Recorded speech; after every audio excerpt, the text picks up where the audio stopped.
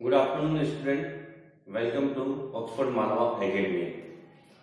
आज हम class 11 subject account chapter 5 का प्रैक्टिकल जो क्वेश्चन नंबर है वो 15 वाला करेंगे। क्वेश्चन नंबर 15 को हम समझेंगे। इसमें कुछ बैंक के ट्रांजैक्शन होते हैं। बैंक के ट्रांजैक्शन किस प्रकार से किए जाते हैं वो इस प्रैक्टिकल में आप समझना। पांच general entries in the books of messrs Mahendra brothers. Mahendra brothers की बुक्स में आपको जनरल एंट्री करनी है। जनरल एंट्री किस प्रकार से की जाती है? ट्रांजैक्शन फर्स्ट क्या है? Business started with cash ₹20,000 and goods worth ₹25,000।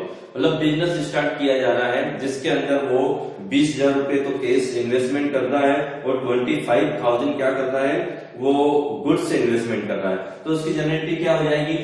जब वो बिजनेस के अंदर कैश इन्वेस्टमेंट कर रहा है तो कैश अकाउंट दिया, गुड्स से इन्वेस्टमेंट कर रहा है तो स्टॉक अकाउंट दिया, और क्या कर रहा है, बिजनेस स्टार्टेड कर रहा है टू कैपिटल अकाउंट। ठीक है, नरेशन क्या आ जाएगी इसकी? Business started with cash and stock. ठीक है, डेबिट जो रकम है कैश अकाउंट की 20,000 है और स्टॉक की 25,000 है और टोटल कैपिटल कितनी इन्वेस्टमेंट कर रहा है वो 45,000। ठीक है, और उसके बाद नेक्स्ट ट्रांजेक्शन है कैश डिपॉजिट इनटू बैंक। जो कैश है वो बैंक में डिपॉजिट कर रहा है तो पाने वाली कौन हो गई? बैंक हो गई। बैंक अकाउंट को डेबिट करेंगे, क्या जा रहा है हमारे पास से? कैश जा रहा है, कैश अकाउंट को क्रेडिट करेंगे। तो क्या एंट्री हो जाएगी? Bank account DR to cash account. ठीक है, नरेशन क्या आ जाएगी? Cash deposit into bank. रकम है जो अमाउंट है वो बैंक में 10,000 आ जाएगी और कैश में 10,000 आ जाएगी। ठीक है, उसके बाद जनवरी 6 में जो है purchase a typewriters from Sohan and the payment was made by cheque. मतलब जो सोहन है उससे एक टाइपराइटर खरीदा जा रहा है, परचेज किया जा रहा है और वो उसका पेमेंट किससे कर रहा है? चेक से कर रहा है। उसका पेमेंट किससे कर रहा है? चेक से। हम उससे क्या परचेज कर रहे हैं? टाइपराइटर परचेज कर रहे हैं और उसको हम पेमेंट चेक से दे रहे हैं। ठीक है, तो उसकी एंट्री क्या होगी? देखो, टाइपराइटर परचेज कर रहे हैं तो परचेज अकाउंट डेबिट नहीं होगा। परचेज अकाउंट, यदि आपके मन में ये सवाल हो कि इसके अंदर परचेज अकाउंट डेबिट होगा, नहीं। परचेज अकाउंट यदि गुड्स खरीदा हो, माल यदि खरीदा हो, गुड्स यदि परचेज किया हो तो उसके लिए परचेज अकाउंट डेबिट होता है। यहाँ पर वो क्या परचेज कर रहा है? टाइपराइटर परचेज कर रहा है। टाइपराइटर अकाउंट दिया टू बैंक।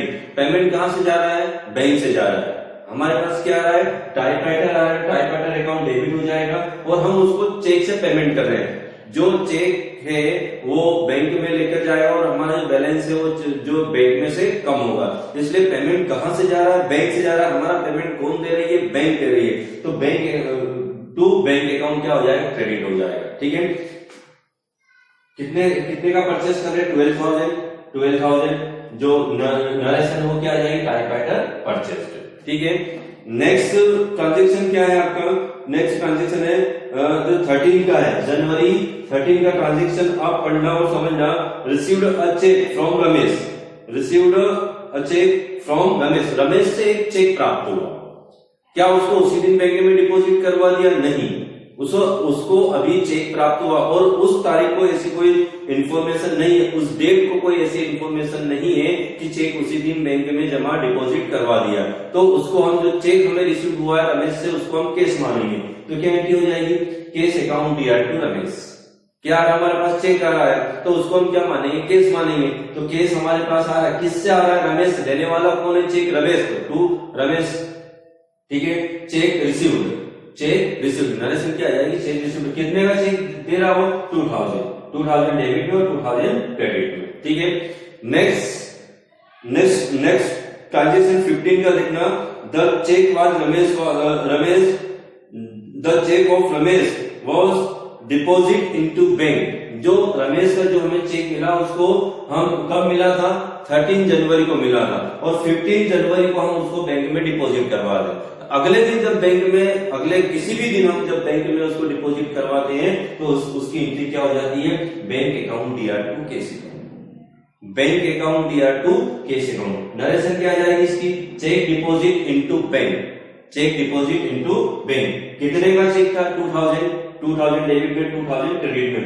और यही चेक, रमेश का चेक, यही चेक उसी दिन यदि बैंक में डिपॉजिट करवाते तो यहाँ कैश की जगह क्या आ जाता? बैंक हो जाता, और एक ही एंट्री होती उसके लिए, बैंक अकाउंट दिया टू रमेश। यदि उसी दिन 13 जनवरी को ही यदि चेक अपने को मिला और उसी दिन यदि बैंक में उसको डिपॉजिट करवाया जाता है तो उसकी जनरल एंट्री हो जाती बैंक अकाउंट दिया टू रमेश। लेकिन उसको 13 को मिला और उसको कब डिपॉजिट करवा रहा? 15 को। अगले दिन जब वो डिपॉजिट करवाता है तो उसकी जनरल एंट्री हो जाती बैंक अकाउंट दिया टू कैश अकाउंट। ठीक है, नरेशन आ जाएगी cheque deposit into bank. Okay है ना। नेक्स्ट ट्रांजेक्शन क्या है आपका? नेक्स्ट ट्रांजेक्शन 20 को, जनवरी 20 को देखना। The cheque of Ramesh was dishonoured. The cheque of Ramesh was dishonoured. जो रमेश का चेक है वो क्या हो गया? डिसऑनर्ड हो गया। डिसऑनर्ड का मतलब होता है अनादरित होना, रिजेक्ट होना। जब रमेश का चेक हमें मिला, रमेश का चेक हमको कब मिला था? 13 जनवरी को। फिर उसको हमने बैंक में क्या करवा दिया? 15 जनवरी को हमने क्या कर दिया? बैंक में डिपॉजिट करवा दिया, क्योंकि उसका कैश अमाउंट क्लियर होकर आएगा तो वो खाते में डिपॉजिट हो जाएगा। बैंक के जो अकाउंट है उसमें उसका बैलेंस हमारा बढ़ जाएगा। लेकिन वो चेक क्या हो गया? डिसऑनर्ड हो गया। डिसऑनर्ड मतलब उसके खाते में पेमेंट है ही नहीं, रमेश के खाते में पेमेंट है ही नहीं और अपने को पेमेंट नहीं मिला। तो ऐसे चेक को डिसऑनर्ड कहा जाता है। वो चेक क्या हो जाता है? कैंसिल हो जाता है। तो उसके लिए क्या जनरल एंट्री होती है? उसके लिए जब चेक डिसऑनर्ड होता है तो रमेश अकाउंट दिया टू बैंक अकाउंट। रमेश फिर से अपना डेबिटर्स बन जाता है। उसने यदि अपने को पेमेंट कर दिया होता, यदि उसका चेक मिल जाता तो वो हमारा डेबिटर्स नहीं होता, वापस से हमारा वो क्या बन जाता? डेबिटर्स, देनदार बन जाता है। क्योंकि जब उसने चेक दिया तो उसका चेक का पेमेंट हमारे पास, हमारे बैंक खाते में आया ही नहीं, तो वापस से उसका पैसा जो है कि उसे हमें, उसका पेमेंट जो है वो हमें लेना है, तो वापस से वो डेबिटर से बन जाता है। तो रमेश DR2, जब वो डेबिटर से बन जाता है तो उसको DR, उसके खाते को डेबिट करना है। रमेश DR2, उसका चेक कौन डिसऑनर्ड कर रहा है? बैंक डिसऑनर्ड कर रही है। ठीक है, किसी व्यक्ति के हाथ में नहीं होता किसी के चेक को डिसऑनर्ड करने का अधिकार, व्यक्ति के हाथ में नहीं होता है। ये किसके हाथ में होता है? जो बैंक होती है वो चेक डिसऑनर्ड करती है। और कब करती है? जिसका चेक है और उसके खाते में कोई बैलेंस नहीं है, अमाउंट ही नहीं है। मान लो कि उसने 2000 रुपए का चेक दिया, उसके खाते में 2000 रुपए है ही नहीं, तो वो हमको कैश मिलेगा ही नहीं, इसलिए उसका चेक क्या हो जाता है? डिसऑनर्ड हो जाता है। तो टू बैंक क्या हो जाएगा? इसके अंदर जो बैंक है वो क्रेडिट फिर से हो जाएगी। तो Ramesh DR2 bank account. Narration क्या आएगी? रमेश चेक डिसऑनर्ड और अमाउंट वही आएगी 2000। ठीक है, क्योंकि चेक वही अमाउंट का है। नेक्स्ट ट्रांजेक्शन क्या है? नेक्स्ट ट्रांजेक्शन दिया है 22 जनवरी को। Goods sold to Hari. Goods sold to Hari. अब इसके अंदर व्यक्ति का नाम है और ये भी नहीं दिया है कि ये जो ट्रांजेक्शन है ये कैश है या क्रेडिट है। यदि किसी व्यक्ति का नाम दिया हो और कैश और क्रेडिट ट्रांजेक्शन के बारे में कोई इंफॉर्मेशन नहीं हो तो ऐसे ट्रांजेक्शन को हम क्रेडिट ट्रांजेक्शन मानेंगे। तो goods sold to Hari, Hari को माल क्या किया? सोल्ड किया है। तो नरेश क्या जनरेट हो जाएगी? Hari DR2 sales account. Hari क्या हो गया? हरि को माल हमने सोल्ड किया, हरि पाने वाला हो गया, गुड्स पाने वाला हो गया, हरि DR2 सेल्स अकाउंट। यदि वो कैश दे देता, यदि ये ट्रांजेक्शन उधार नहीं होता, नकद हरि को माल हमने सोल्ड किया और उससे उसने वो जो है पेमेंट क्या कर दिया? नगद दे दिया, तो फिर एंट्री क्या हो जाती? क्योंकि हमारे पास कैश आता, तो cash account DR2 sales account. Cash transaction नहीं है इसलिए व्यक्ति का नाम आया Hari DR2 sales account. Narration क्या आ जाएगी? Goods sold on credit. ठीक है, अमाउंट क्या? 2500। ठीक है, नेक्स्ट ट्रांजेक्शन है 25 का।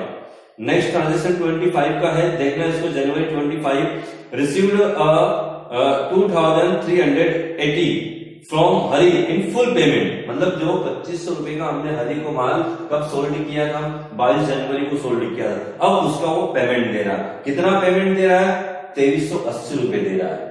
बाकी 120 रुपए क्या है? ये कैश डिस्काउंट हमने उसको दिया है, क्योंकि वो हमें पेमेंट देगा तो हम उसको डिस्काउंट देंगे। वो कैश पेमेंट कर रहा है हमें, अगले कुछ दिनों में, 2-3 दिनों में कैश पेमेंट कर रहा है, तो उसको हमने 120 रुपए का डिस्काउंट दिया। तो डिस्काउंट हमारे लिए क्या होता है? एक्सपेंसेस होता है, इसलिए उसको उस खाते को डेबिट किया। किया जाता है। जितने भी एक्सपेंसेस होते हैं, ऑल एक्सपेंसेस क्या होते हैं, डेबिट होते हैं। हमारे पास केस आया तो इसकी जनरल एंट्री क्या हो जाएगी, case account DR, discount account DR। देने वाला कौन है, हरि। देने वाले के खाते को क्या करते हैं, क्रेडिट करते हैं, तो टू हरि अकाउंट। ठीक है, नरेशन आ जाएगी cash received and discount allowed. ठीक है, जो कैश में अमाउंट कितनी चली जाएगी 2380 टू, और जो डिस्काउंट है वो कितने का 120, और टोटल अमाउंट 2500 हरि के अकाउंट में चली जाएगी। ठीक है, नेक्स्ट ट्रांजेक्शन क्या है, sundry expenses paid by cash ₹500 and paid by cheque 300। मतलब जो एक्सपेंसेस, कुछ एक्सपेंसेस हुए हैं उनके नाम नहीं है तो उनको सन्ड्री एक्सपेंसेस के नाम से जाना जाता है ना। वो हमने पेड किए, कुछ 500 रुपए तो हमने कैश पेड कर दिया और 300 रुपए चेक से पेमेंट कर दिया, तो उसकी जनरल एंट्री क्या होती है, सन्ड्री एक्सपेंसेस। एक्सपेंसेस पेड किए हैं तो एक्सपेंसेस हमेशा ही क्या होते हैं, डेबिट होते हैं। Expenses account DR to cash, एक तो हमारे पास से क्या जा रहा है, टू केस 500। ठीक है, और एक जो 300 रुपए का हमने उसको चेक दिया। जब हम किसी को पेमेंट करते हैं, किसी को हम पेमेंट चेक के द्वारा पेमेंट करते हैं, किसी व्यक्ति को पेमेंट किया, खर्चों का पेमेंट किया, या कोई असेट्स खरीदी उसको पेमेंट किया, ऐसी कंडीशन में हमेशा बैंक अकाउंट क्या होगा, क्रेडिट होगा to bank account, to bank account. इस प्रकार से 800 रुपए हमने सभी एक्सपेंसेस दिए, है ना। और नरेशन क्या जाएगी, expenses paid by cash and cheque. ठीक है, अब दोनों साइड का, ये दोनों साइड और इन सब का टोटल करेंगे तो 78,800 दोनों का क्या आ जाएगा, टोटल आ जाएगा। ठीक है, तो इसके आगे के प्रैक्टिकल आपको करने हैं, है ना। Okay, thank you.